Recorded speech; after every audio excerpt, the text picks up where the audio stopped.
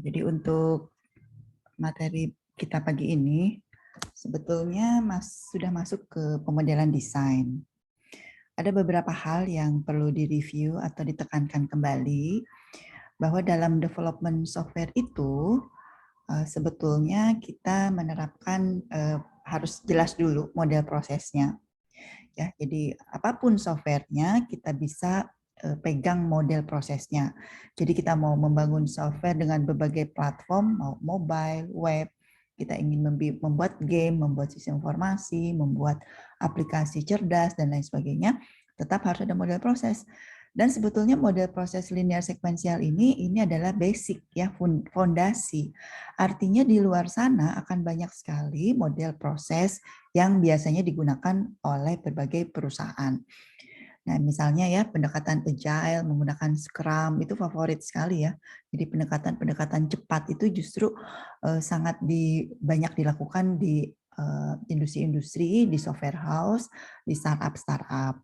Namun untuk bisa memahami penerapan model proses yang agile tersebut, tentu kita harus paham dulu model proses linearnya. Karena kalau kita nggak pernah belajar yang linear sekuensial ya atau waterfall atau apapun namanya ya, jadi model-model proses klasik itu kita tentu akan tidak bisa membandingkan atau membayangkan kenapa sih sekarang kita harus menggunakan pendekatan yang agile. Nah, pendekatan agile itu kita insya Allah akan praktekkan nanti ya di perkuliahan praktikum untuk mata kuliah kita ini. Tapi karena kalian sudah mengambil mata kuliah praktikum SPO ya, barangkali tidak perlu mengikutinya lagi. Jadi saya asumsikan memang semua sudah memahami. Untuk mempelajari model-model proses lainnya itu sangat dipersilakan. Kalau yang ikut MBKM biasanya juga diajarkan di tempat magangnya. Kalau yang nanti ingin kerja praktek atau eksplorasi di TA itu sangat boleh ya. Jadi kembali saya tegaskan bahwa kenapa sih kok pakai model proses linear sekuensial, kok nggak pakai yang baru-baru gitu ya, banyak komentar seperti itu, atau banyak harapan diajarkan model proses yang lebih melekat ke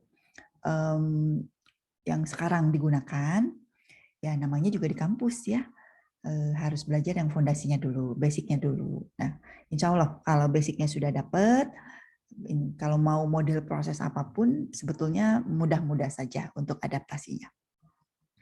Nah, kemudian jangan lupa juga ya, untuk diagram UML ini banyak sekali, mau tidak mau kita harus hafalkan. Nah, yang mau saya sampaikan di pertemuan kita, mungkin ringkas ya, karena ternyata saya harus rapat.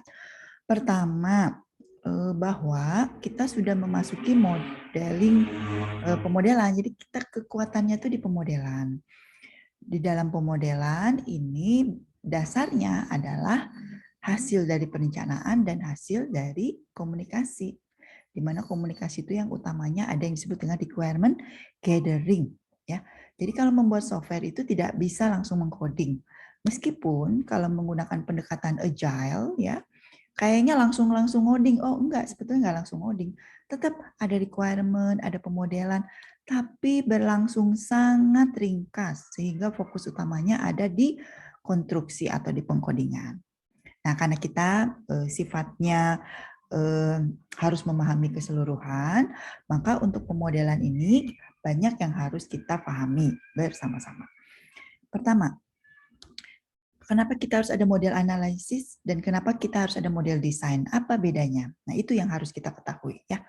Jadi sebetulnya kalau mau ringkas, mau cepat, model analisis ini sebetulnya sudah dokumentasi ringkas ya yang saya sampaikan di kelas ini.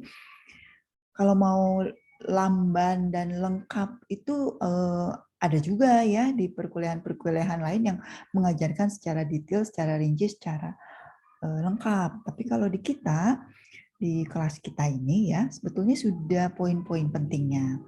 Jadi di model analisis itu sebetulnya kita menerjemahkan antara requirement yang sudah dituliskan menjadi model-model yang mudah difahami, nanti digunakan untuk membuat model desain. Jadi tujuan utamanya model analisis ini supaya memudahkan kita membuat model desain. Jadi saya nyebutnya tuh sebagai jembatan, sebagai bridging ya bahasa kerennya ya, atau sebagai transisi ke dalam model desain. Gitu ya. Nah, kenapa model desain itu sangat penting? Karena model desain ini diperlukan oleh programmer supaya dia mudah untuk melakukan konstruksi pemrograman. Gitu ya. Kalau programmernya sangat mahir, sangat jago gitu ya, model desain juga bisa dilakukan secara cepat. Bahkan desainnya tuh di kepala gitu ya, jadi nggak usah diorat-arit, nggak usah didiskusikan, tiba-tiba di benak tuh udah kebayang, oh nanti tampilannya seperti ini, oh nanti algoritmanya seperti ini, dia langsung mengkodingkan ke dalam bahasa pemrograman. Bisa seperti itu. Tapi kembali, kita ini lagi belajar. Kalau lagi belajar harus sabar, step by step, proses-proses. Kalau sudah mahir, baru kita bisa melakukan menjadi lebih cepat lagi. Itulah yang disebut dengan agile ya. Karena dunia IT itu diminta semuanya serba cepat, semuanya serba sigap gitu. Supaya bisa menuju ke sana, kita harus hafal dulu, harus paham dulu fondasi-fondasinya. Nah, kalau desain itu sebetulnya apa? Ini desain itu. Kata kunci di desain ini adalah ya proses bertahap. Jadi harus sabar. Ya. Tahapan apa? Semua requirement yang sudah disiapkan oleh kita dituangkan, diterjemahkan ke dalam blueprint yang digunakan untuk membangun perangkat lunak. Ibaratnya ya, kalau saya ingin bikin rumah, saya kan harus jelas dulu, saya pengen bikin rumah seperti apa, kebutuhan saya apa, anak saya ada berapa, pengen ada berapa ruangan, dan lain sebagainya, dan lain sebagainya. Itu requirement. Jadi kita maunya apa sih? Software yang mau dibangun tuh kayak apa sih? Untuk siapa sih? Untuk fitur-fiturnya ini untuk keperluan apa? Itu namanya requirement. Tapi ketika membangun rumah nggak bisa kan cuma omongan seperti itu, harus ada gambarnya, harus ada tuangannya, namanya cetak biru. Ini saya punya kenalan arsitek ya, kalau dia menggambar atau kalian misalnya pengen tahu jurusan arsitek itu ngapain, itu menggambar-gambar detail. Kalau misalnya ruangan berapa kali berapa, di tanah miring apa lurus dan lain sebagainya itu ada gambarnya. Software juga sama, harus punya blueprint-nya. Nah, blueprint inilah yang dikerjakan pada fase desain. Di mana-mana ya, di semua kegiatan engineering, sipil, arsitek, elektro, apapun juga, desain itu membuat blueprint, cetak birunya dulu sebelum betul-betul dipraktekkan, sebelum kita betul-betul membangun perangkat lunak. Nah, itu harus difahami ya. Jadi kita sepakat desain itu core-nya penting. Programmer penting, tapi untuk bisa dijadikan coding harus ada blueprint-nya dulu. Itulah kegiatan desain. Blueprint di dalam desain itu seperti apa? Nah, mari kita lihat ya dari sisi definisi. Ini definisi desain ya. Sebetulnya ini nih. Ya, kalau bingung. Kalau kita lihat arsitek menggambar denah rumah, kalau saya lihat ya ada hitungan-hitungan, kalau rangka kayu harus berapa ukurannya, dan lain sebagainya. Pokoknya mereka ya orang-orang arsitek, sipil, dan lain sebagainya. Kalau kita apa dong? Kalau kita ini yang didesain arsitektur perangkat lunak. Nih ya. Nih. Jadi kita harus tahu perangkat lunak yang dibangun tuh arsitekturnya kayak apa. Ya. Ada nama kadang-kadang kita perlu komponen dan modul. Apa sih komponen perangkat lunak itu? Ada mata kuliahnya ya, kuliah pilihan tentang komponen. Jadi pada prinsipnya kodingan-kodingan itu sekarang tidak lagi sejuta baris gitu ya, dari baris 1 sampai baris sejuta di coding seperti itu. Enggak, sekarang kan kita bikinnya pakai kelas. Kelas itu nanti dibuat menjadi modul-modul. Modul dibentuk menjadi komponen. Nanti komponen bisa digunakan di berbagai software lainnya. Kurang lebih seperti itu. Kalau zaman saya pertama belajar ngoding, ngoding itu lurus aja. Satu baris 1 sampai baris sejuta tuh ngoding. Capek gitu ya, baris udah sampai baris berapa ya. Karena nggak gitu, dibentuk menjadi komponen-komponen dan modul-modul. Kemudian antar muka itu tampilan-tampilan. Nah, ini yang mahal ya. Tampilan itu makin bagus, makin menarik, itu makin orang tuh senang. Belajar antar muka tuh banyak, tidak hanya di kita aja. Kita ada mata kuliah interaksi manusia komputer, kita juga harus ngerti dasar visual komunikasi ya. Bahkan ada jurusannya komunikasi visual. Jadi kita harus koordinasi sama mereka. Buat orang-orang komunikasi visual, warna aja bisa berpengaruh. Font aja banyak pilihan. Bikin software untuk anak-anak nggak bisa sama bikin software untuk e-commerce. Itu pelajaran tentang antar muka. Menyenangkan, tapi kalau saya pribadi ya kadang-kadang lelah ya karena udah nggak punya ide lagi, aku nggak punya ide lagi. Cari font pasti font favorit. Jadi nggak bisa nyari berbagai jenis font yang seharusnya disesuaikan dengan software tersebut. Jadi kadang-kadang saya kesel juga lihat software-software ya, website-website ini kok kaku banget sih fontnya, nggak menarik, bla bla bla bla bla. Tapi kalau saya disuruh bikin, menyerah juga, nanya juga ke orang komunikasi visual, tolong dong bikinin template buat antar muka saya. Nah, kurang lebih seperti itu ya anak-anak ya. Jadi mahal ya kita ini di desain ini banyak banget yang harus dilakukan. Dari menyiapkan arsitektur komponen perangkat lunaknya sampai memikirkan antar mukanya. Kemudian kita nanti ngujinya juga mau gimana, ya itu juga dipikirkan pada saat desain. Kemudian database, ya database juga ternyata pekerjaan desain. Dan satu lagi ya, sebetulnya algoritma juga termasuk kegiatan desain. Nah, tolong perhatikan slide ini. Slide ini penting sekali ya. Sekali lagi saya bilang ya, kalau kita sudah mahir, ini semua tuh bisa ada di kepala kita langsung gitu ya, di benak. Tapi kalau softwarenya udah banyak, udah besar, nggak mungkin cuma ada di benak. Harus dituang ke dalam dokumen, harus punya tim, dan lain sebagainya. Saya jadi software developer tuh dari tahun 95, mungkin kalian belum lahir ya. Sampai sekarang loh, saya masih bikin aplikasi-aplikasi, masih nyari-nyari yang bisa ngebantuin saya juga ya. Itu kalau user ngomong A, B, C, saya tuh langsung nangkep, oh ini requirement-nya gini, oh nanti aplikasinya kira-kira begini, oh nanti algoritmanya kayak apa.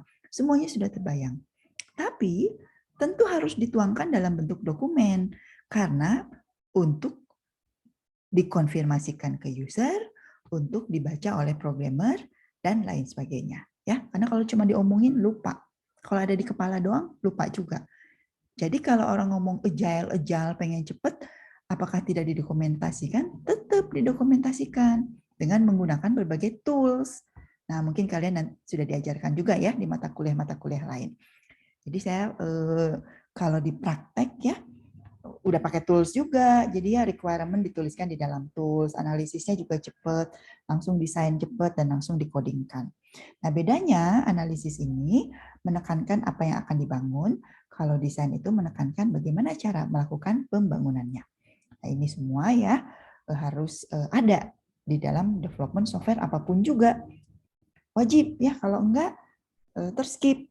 Jadi kalau misalnya pengen buru-buru tapi nggak ngerti staging ini, nonsen.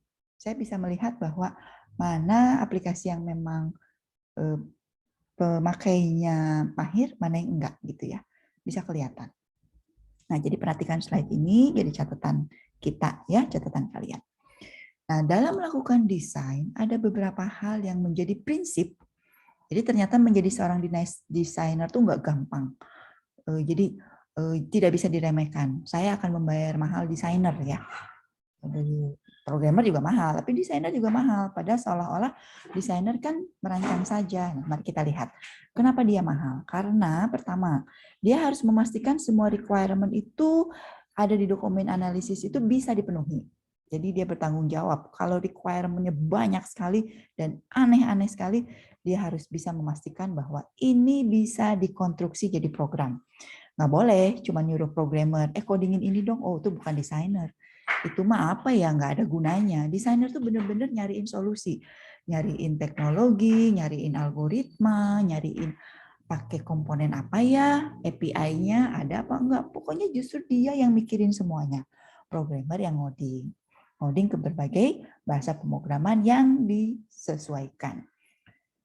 Jadi, desainer itu menjadi panutan programmer dan tester. Kalau kamu mengklaim, aku mau jadi desainer, oke, kamu harus jadi lebih jago dari programmermu, harus lebih jago dari testermu. Kalau programmer sama testernya ada kendala, kamu harus bisa nyari solusi. Kebalik, ada orang ya, saya kenal persis, dia bilang, yang ngoding si A, si B, saya jadi desainer. Tapi kalau saya elaborasi, saya tanyakan, semuanya ada di benak programmer. Loh, desainer yang ngapain gitu ya? Dia beruntung punya programmer jagoan. Tapi dia sebetulnya perannya jadinya nggak keluar, nggak muncul. Jadi saya lebih suka membayar mahal programmernya, desainernya ya quote and quote-nya nggak guna gitu ya. Karena programmernya ternyata sudah merangkap sebagai desainer. Kurang lebih seperti itu ya. Jadi desainer itu someone yang paham dengan kebutuhan user, bisa mengarahkan programmer dan tester. Kira-kira begitu. Nah, di sini desainer tuh bertanggung jawab juga membuat gambaran yang lengkap tentang perangkat lunak dari sisi data, fungsi, interaksi ya, yang nanti bisa dijadikan patokan acuan dalam membuat perangkat lunak.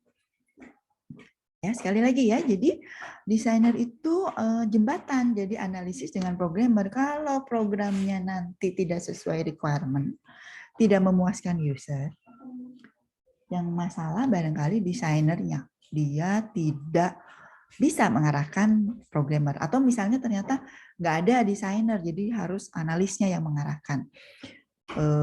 Ya begitulah ya, jadi anak-anak di dunia software itu ya peran analis dengan peran desainer tuh kadang-kadang dianggap satu sama aja, bahkan dianggapnya cuma programmer doang. Nah itu yang saya terus perjuangkan ya sebagai seorang software engineer. Nggak bisa user pengen dibikinin software tapi dia hanya membutuhkan programmer. Saya nggak mau. Saya bilang harus tim minimal 3 analis merangkap tester, ada desainer dan programmer yang saling back to back. Back to back itu artinya desain yang membuatkan query, membuatkan tampilan, programmer yang mengkodingkan. Jadi kalian kalau punya teamwork ya, sudah punya sahabat-sahabat, pengen bikin software, pengen bikin startup, tolong pembagiannya yang memenuhi kaidah development software ya. Harus ada peran-peran di situ. Nah, desainer itu makin berpengalaman, makin mahir. Ya kalau dia mau belajar dari pengalamannya. Jangan sampai seperti kemarin ya, baru saya elaborasi. Dia tadi ngaku sebagai desainer, tapi sebetulnya yang mengerjakan semuanya programmernya. Nggak ada peran. Jadi saya tidak bisa melihat dia punya pengalaman. Ada yang seperti itu ya. Nah, desainer juga harus bisa memilih solusi. Solusi itu gini anak-anak ya, yang namanya requirement cuman ngomong perangkat lunak harus mampu input data bayi balita. Udah aja. Padahal input bayi balita tuh banyak banget persoalannya. Usernya gaptek atau inputnya pakai handphone. Handphonenya ini ternyata beragam.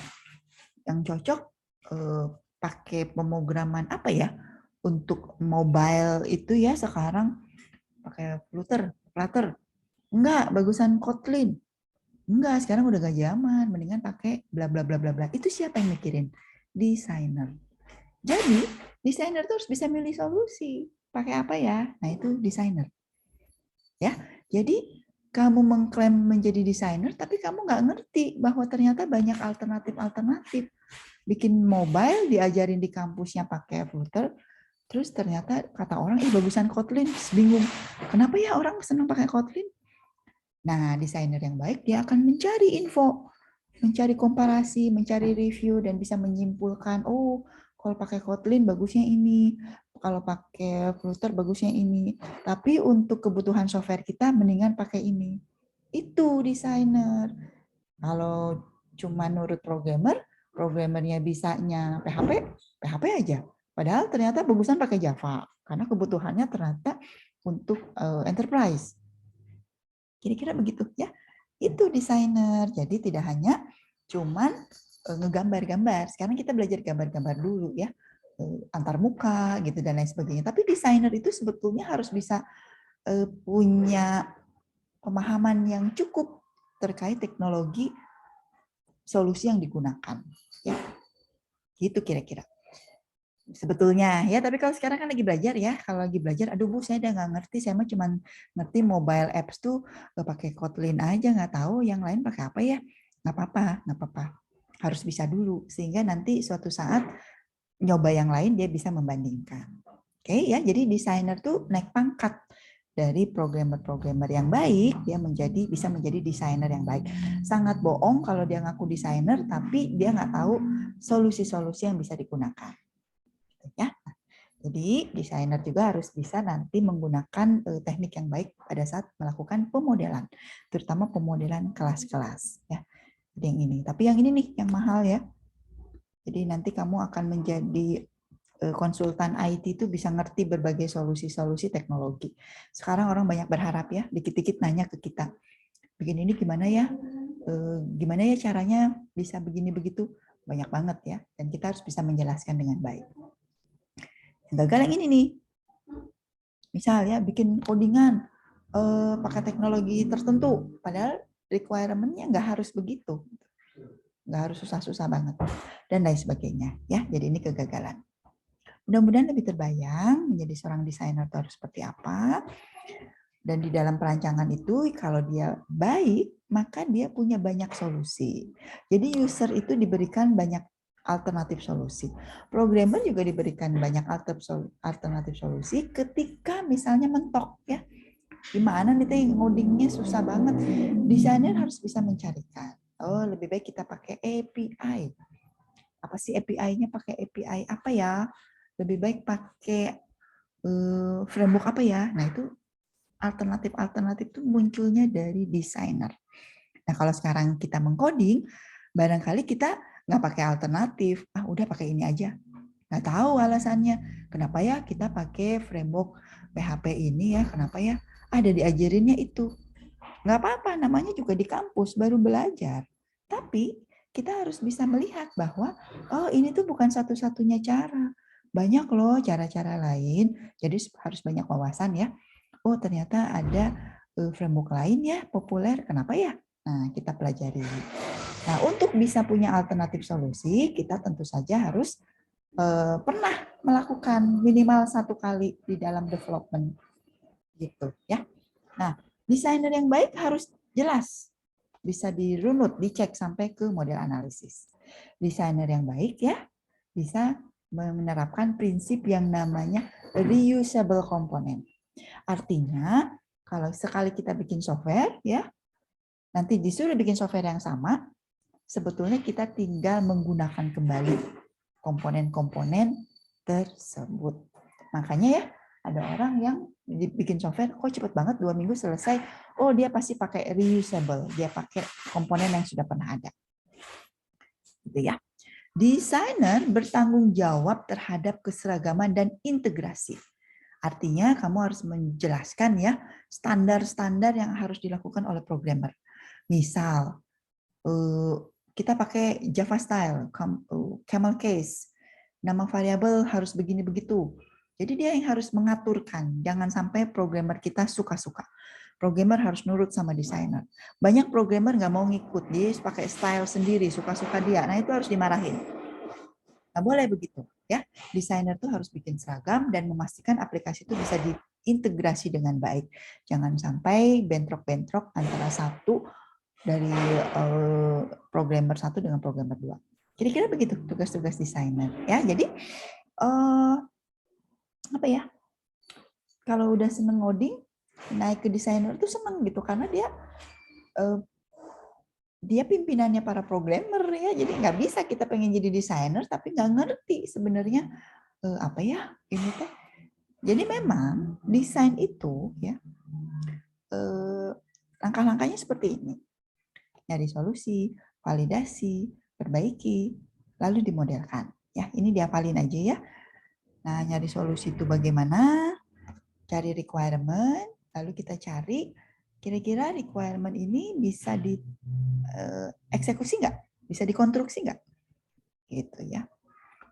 Kemudian kita lihat yang diinginkan skenario-nya seperti ini, lalu nyari berbagai solusi seperti ini. Ini contoh dari saya ya. Jadi kalau diminta input, banyak caranya. Udah diisi pakai formulir, pakai lihat aplikasi, nanti langsung masuk ke database. Atau jangan, kalau masuk ke database nanti koneksinya putus, ya hilang datanya. Ya udah isinya di formulir, formulirnya nanti diupload. Lalu nanti aplikasinya bisa baca isian formulir, simpan ke database. Kemudian udah masyarakat dibagiin Google Form, lalu data Google Form-nya nanti tersambung ke database secara otomatis. Atau masyarakatnya ngisi aja pakai kertas, masyarakatnya pada nggak punya HP, ya udah nanti di scan, scan-nya diupload ke aplikasi, aplikasinya baca hasil scan. Emang bisa? Bisa. Sekarang udah banyak ya aplikasi yang bisa membaca tulisan tangan dan hasil masuk ke sistem, ke database. Canggih, canggih banget. Ini AI permainannya ya. Namanya pengenalan pola, pattern recognition. Wah, itu di dunia AI ya sangat berbondong-bondong ya. Orang tuh pengen seperti ini. Jadi, solusi-solusi seperti ini bisa kita tawarkan kalau kita ngerti mana yang bisa di-coding. Misal kita bilang nomor 4, gini aja lah, masyarakatnya suruh nulis di formulir, di kertas, karena masyarakatnya gaptek banget, kertasnya kita scan, lalu diupload, nanti aplikasi baca. Pede banget kita nyari solusi seperti itu. Padahal ternyata nggak ada programmer yang bisa ya. Sok, saya tantang kalian. Angkatan 2019. Bisa nggak ngodingin nomor 4? Saya perlu, kan ini aplikasi yang sedang kami bangun ya dengan Pak Wanda. Pak Wanda yang ngoding ya, Pak Wanda sih jagoan, dia mah semua juga punya solusi sendiri. Tapi kalau kita mau jadi tim programmer, coba saya nanya, nomor 4 bisa nggak ya? Karena problem saya di lapangan, problem kami semua, itu masyarakatnya gaptek aduh nulis ke HP teh salah ya. Punya sih HP, tapi HP-nya mungkin nggak cocok. Koneksi internetnya lambat ya, pada nggak mau ngentri langsung ke aplikasi, lambat, sayang kuota, katanya gitu ya. Udahlah nomor 4 kayaknya solusinya cocok banget nih. Tapi programmernya ada nggak ya yang bisa baca hasil scan? Gitu ceritanya ya. Ini bisa jadi topik TA loh. Sok kamu ya kalau misalnya Bu bingung pengen TA apa? Udah sini bantuin saya dan Pak Wanda, bantuin Pak Wanda mewujudkan ide-ide input data dari masyarakat umum, masyarakat menengah ke bawah bisa tersambung ke aplikasi yang sedang kita bangun. Paham? Ya. Ini yang nyari solusi siapa? Desainer. Programmer mah tinggal dibilangin, nanti kayak gini ya. Programmer bilang, aduh Bu nggak bisa. Oh, nggak bisa. Ya udah tuh kamu bisanya yang mana? Negosiasi, ngobrol sama programmer. Kalau saya sih nggak bisa, nanya dulu, searching dulu, explore dulu dong gitu ya. Sok 2 minggu cari solusinya. Kalau udah bisa lapor, kalau belum bisa lapor juga. Pokoknya tetap lapor. Mereka nyari solusi kan. Akan seperti itu. Kalau desainernya jagoan banget, dia ngasih contoh. Ini caranya nih, sok kamu explore dengan cara seperti ini.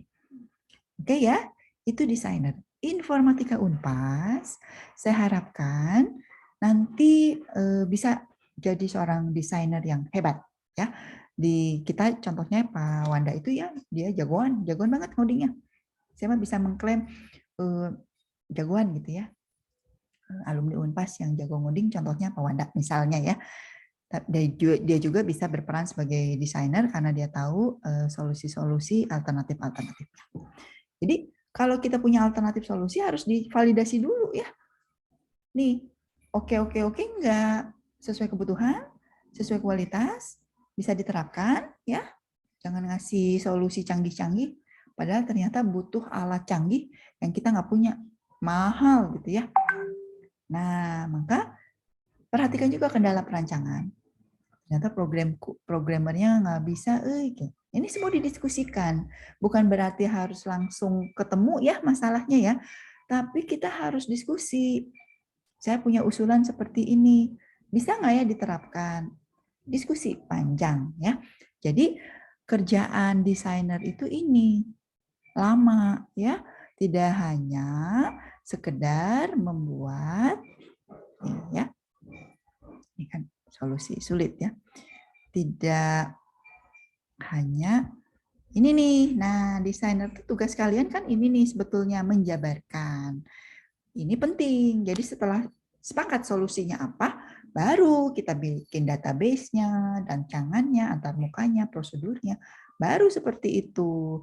Tapi sebelum sepakat solusi, seharusnya kita ada diskusi dulu yang panjang ya. Bahkan ada ilmunya katanya design thinking lah, apalah. Nah, itu yang orang-orang sangat butuh. Ya kita semua ya dituntut untuk ada kreativitas, ada pinter-pinter mencari macam-macam solusi dan lain sebagainya. Nah, itulah yang akan kita praktekkan sekilas ya, karena sebetulnya itu seharusnya nanti pada kuliah prakteknya ya. Tapi karena kadang-kadang ya waktunya sempit, kadang-kadang kita juga nggak punya ide, kadang-kadang kalau disuruh nyari ide lama gitu ya, mentok-mentok. Ya akhirnya yang penting kalian tahu bahwa langkahnya tuh seperti ini ya. Dan yang harus diwujudkan, yang harus disiapkan oleh desainer adalah yang nomor halaman 20 ini, yang kuning-kuning ini. Karena ini yang akan digunakan oleh para programmer ketika dia mengcoding. Yang penting itu. Tapi yang perjalanan sebelum-sebelumnya ya, yang di sini nih yang saya ceritakan, kalau sekarang nggak punya ide, nggak apa-apa. Kalau kamu ikut MBKM ya, yang saya lihat dari teman-teman kalian ini, justru proses lama itu ya tadi ya, menerapkan solusi-solusi mau gimana. Jadi anak-anak tuh memang diskusinya tuh ada ya, diporsikan diskusi untuk mencari solusi-solusi yang kreatif gitu ya, yang menarik gitu dan lain sebagainya. Nah, rancangan-rancangan ini jangan lupa juga ya, kita kan punya interaksi ya, ada skenario, ada interaksi manusia komputer. Nah, itu juga ya skenario use case itu ya, itu juga tetap kita jadikan acuan dalam rangka kita menyusun algoritma ya.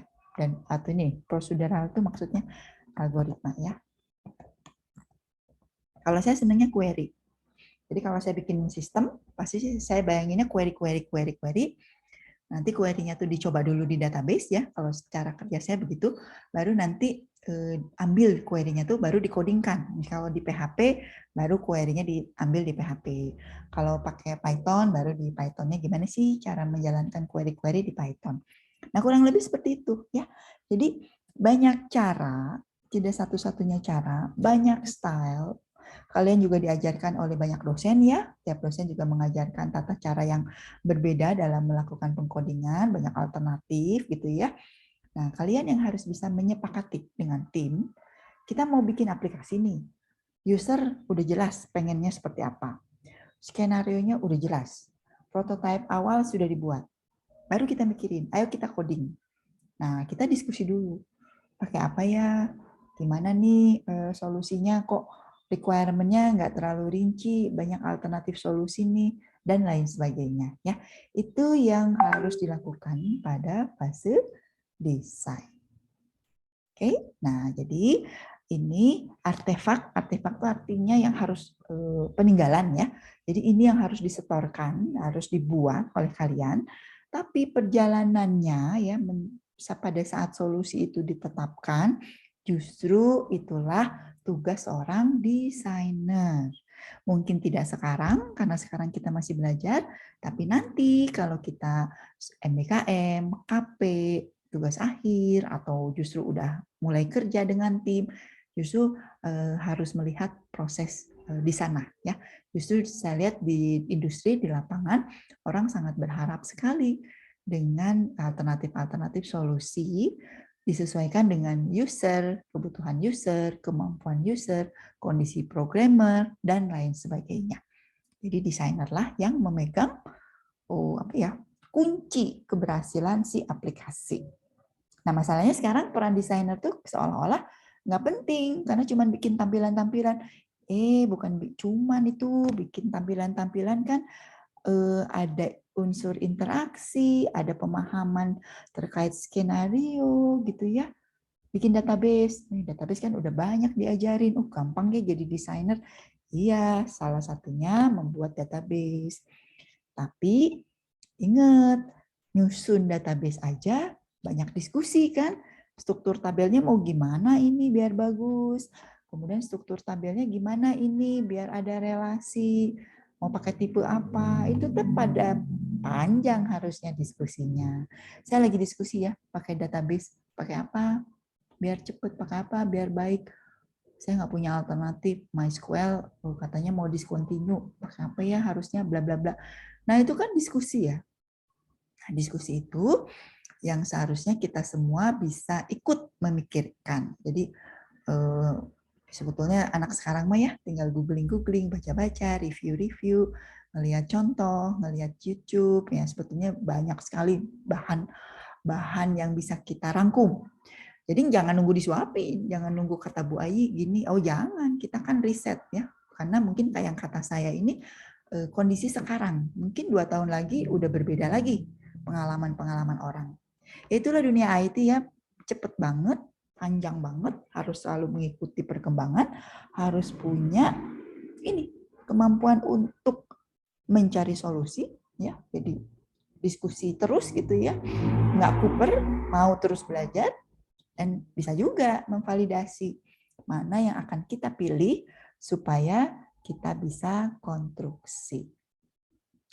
Oke, ya. Jadi tentang desain baru fondasi-fondasi, tapi saya sangat berharap 2020 ini nanti menjadi desainer yang tangguh ya.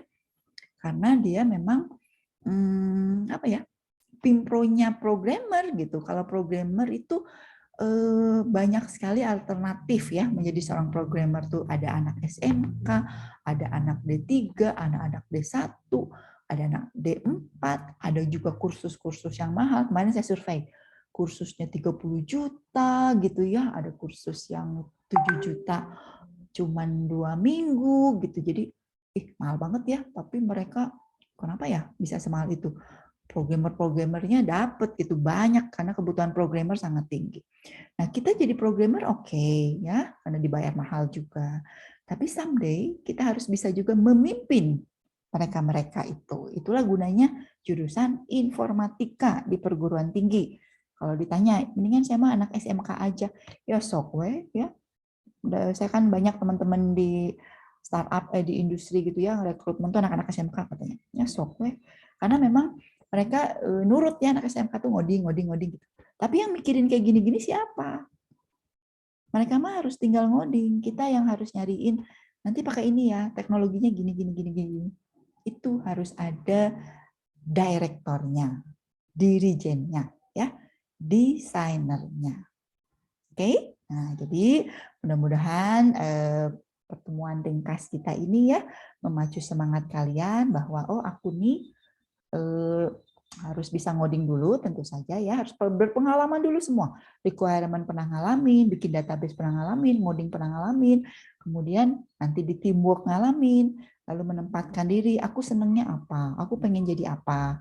Ya, kalau pengen jadi desainer, oh ini bagus banget, cocok banget. Bagaimana kalau pengen jadi analis? Boleh juga, karena lulusan kita ini memang jadi analis, jadi programmer, jadi tester, jadi desainer, semuanya tuh memang sangat memungkinkan.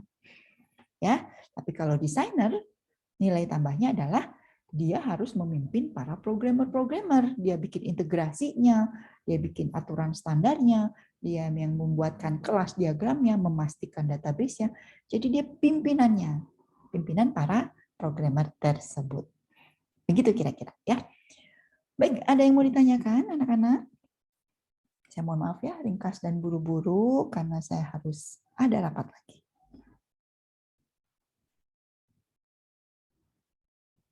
Baik, mudah-mudahan tidak ada ya, karena ini baru wawasan aja. Minggu depan kita lanjutkan. Terima kasih untuk perhatiannya. Saya tutup ya. Assalamualaikum warahmatullahi wabarakatuh. Waalaikumsalam warahmatullahi wabarakatuh. Terima kasih, Bu. Terima kasih. Terima kasih, Bu.